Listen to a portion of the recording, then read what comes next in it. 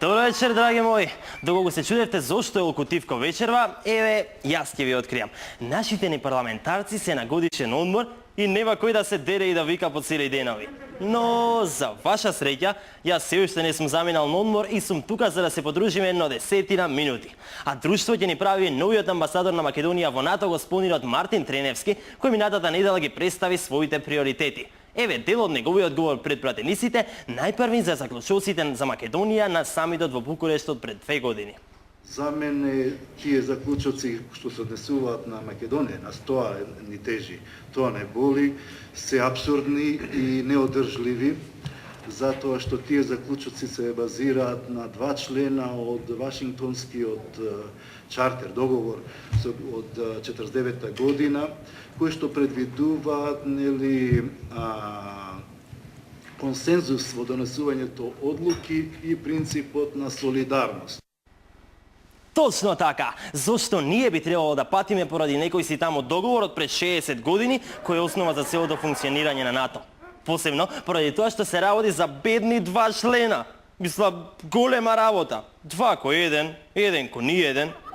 Консензусот е предвиден во членот 5, меѓутоа тамо во англиската варијанта многу јасно стои дека во воена состојба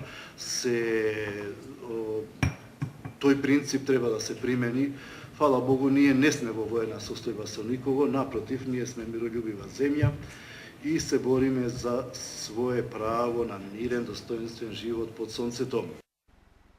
Така е! Замислете бе, не лажеле овие цело време.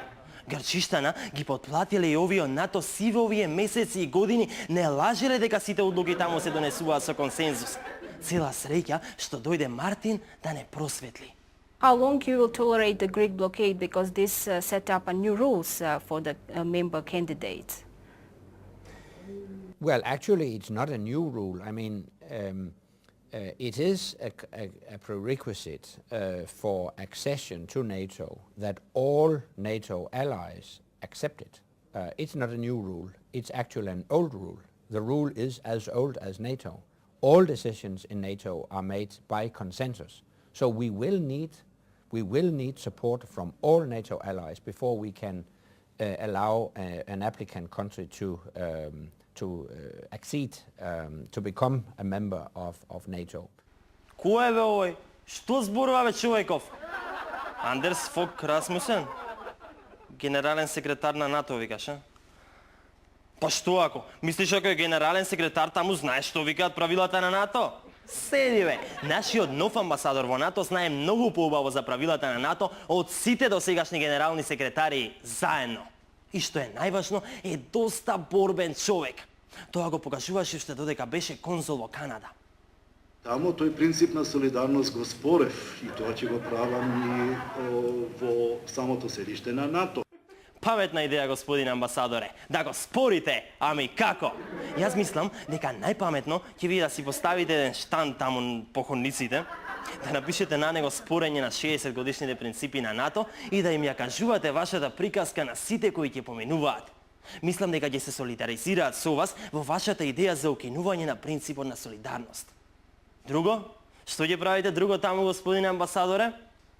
Ќе настојувам и лично и ние како комисија, како тим тамо, да пред се во контактите со амбасадорите на земјите членки на Алијансата, значи да она што е заклучок од завршното комунике, нели, од самитот во Букурешт, да се коригира. Браво бе, амбасадоре!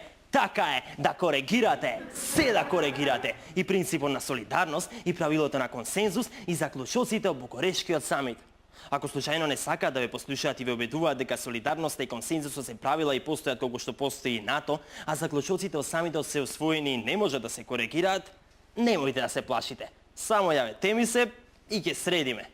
Моментално работам на временска машина, за недела 2 би требало да е готова, па влегуваме во неја и патуваме.